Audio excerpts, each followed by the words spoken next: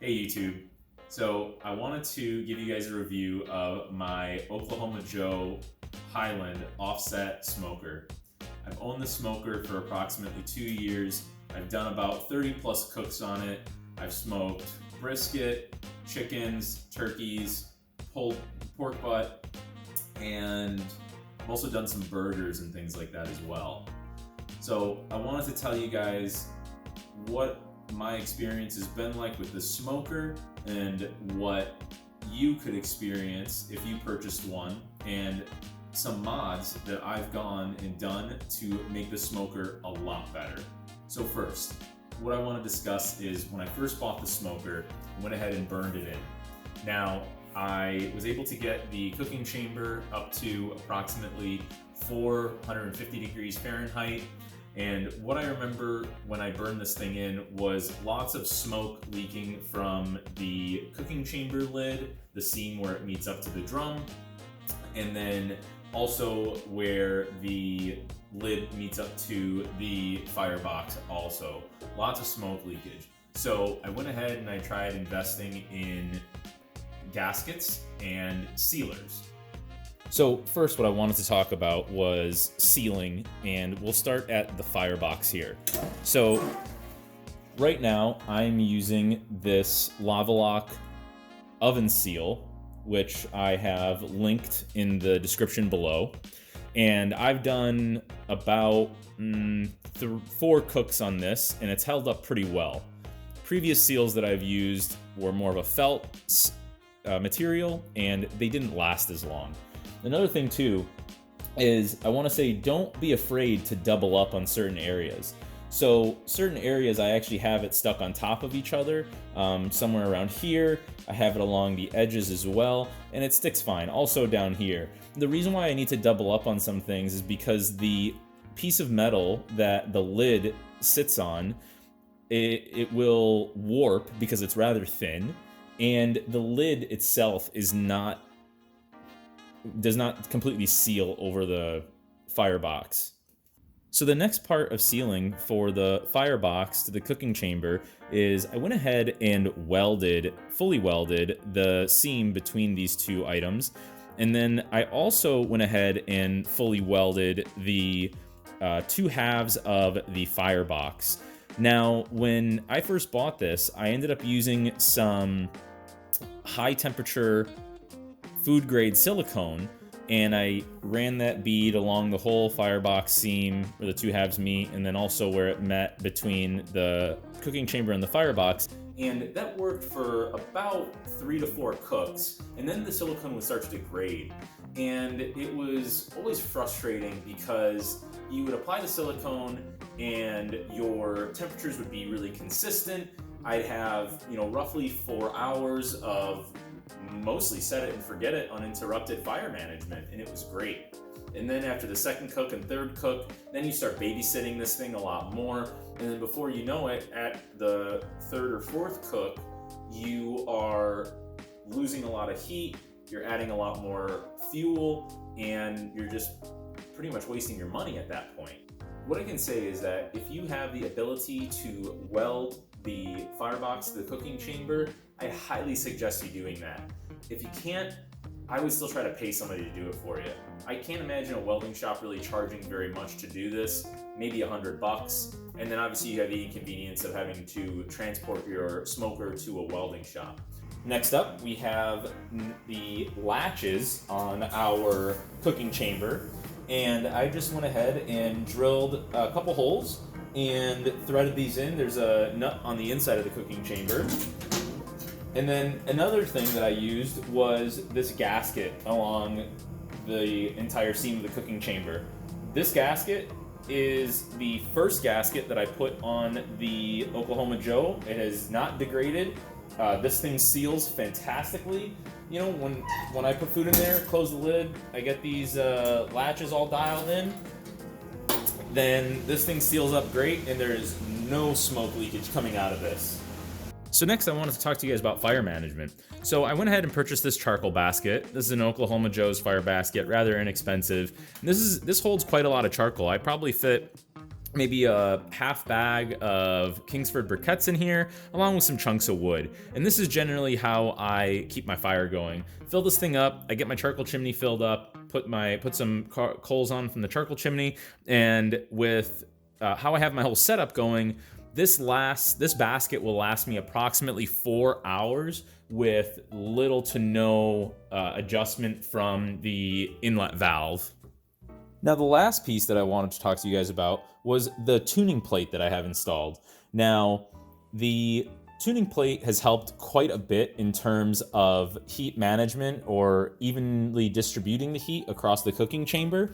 One thing that I can say is that it's still rather hot around here, which is to be expected because this is right where the fire chamber is. But then again, it also has some pretty thick steel, and the holes in the tuning plate are a lot smaller over here. But I still get quite a lot of heat from here, probably about 40 plus degrees difference in this zone, and then everywhere else from here to here is within 10 degrees of each other.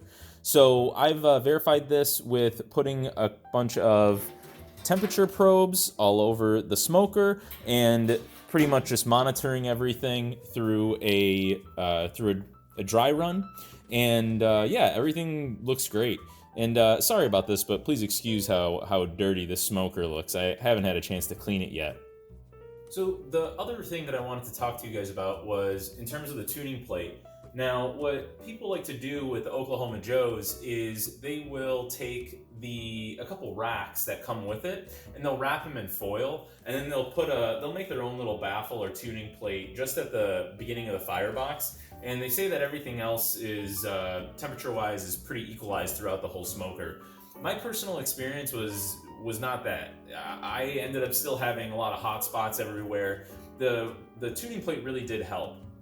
The one thing that I do want to say is that after I put the tuning plate in, it did take a little while for it to become seasoned, and I almost felt like my food didn't have as much smoke flavor initially. But since then, since about 4 or 5 cooks, it's gotten significantly better, and I'm back to what I expect from my smoker. The taste is back to where it should be. Next up, I wanted to talk to you about the gauges. So when you buy this particular smoker, you get 1 gauge, and I went ahead and purchased a 2nd gauge. These gauges are pretty accurate, honestly. So, I mean, again, I've went ahead and verified the temperature throughout the smoker with my probes, and they line up pretty good to what the gauges read. So I usually never run probes in my smoker. I just go right off the gauges on the cooking chamber. Lastly, I just wanted to talk to you guys about grease management in the Oklahoma Joe. So it funnels the grease down great. I just have this little grease bucket here, and just empty it out every once in a while. Don't have any issues. There's no grease pooling near the firebox. That also could be because I don't really cook near the firebox because of the hotspot that I have near there. So the last thing that I wanted to talk to you guys about when it comes to heat distribution through the smoker is, at least this is for me, in my experience on this smoker, when I fill my charcoal basket all the way up, about halfway through the charcoal basket, my temperature starts to drop significantly. So I'd be maintaining about 250 degrees, and then my temperature starts to drop significantly. And what I found, which I think is the biggest help for this smoker, next to welding the firebox, is getting yourself a fan. Now, putting a fan near the inlet valve of your smoker will help that constant convection in your smoker. It'll let you go ahead and push the air through and really utilize your charcoal basket till it's almost low. Now, another thing too is if you're using Kingsford briquettes, again, my experience is that they produce a lot of ash. So you just have to be mindful to open up the firebox chamber down here and go ahead and scoop out some of that ash, just so that there's enough room for the airflow to go and push the heat through the cooking chamber. I mean, with the fan and the inlet valve open just a little bit, I can maintain 250 degrees in my smoker for approximately 4 hours, and I don't have to touch this thing. I fill up my basket, I set my fan on low, I set it a little bit away from the firebox. I usually have my exhaust valve wide open, and I just let this thing cook through. And it's great. I really, really like this smoker now that I've done all the mods that I've done to it.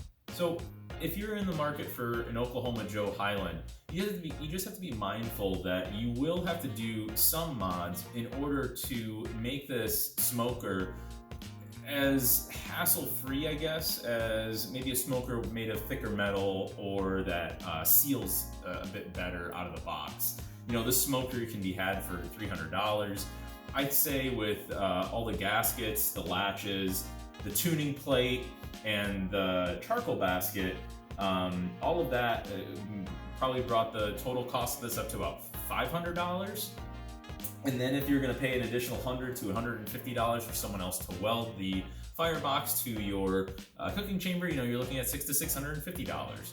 And I have no complaints with, you know, with this. This is I think this is still a great entry-level smoker.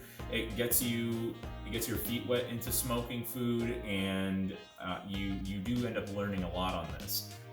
I don't think I'll be getting rid of this anytime soon though, because I've done all the mods that I need to do to it, and it cooks great, and it cooks consistently, and you know, my family and loved ones love the food that I make on it.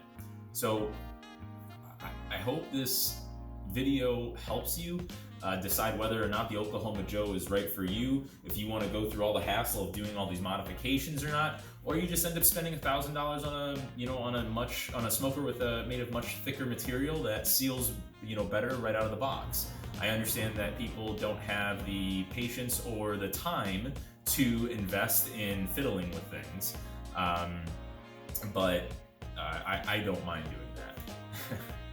And maybe this helps you understand what you could expect if you invest in a Oklahoma Joe Highland offset smoker. Thanks and take care.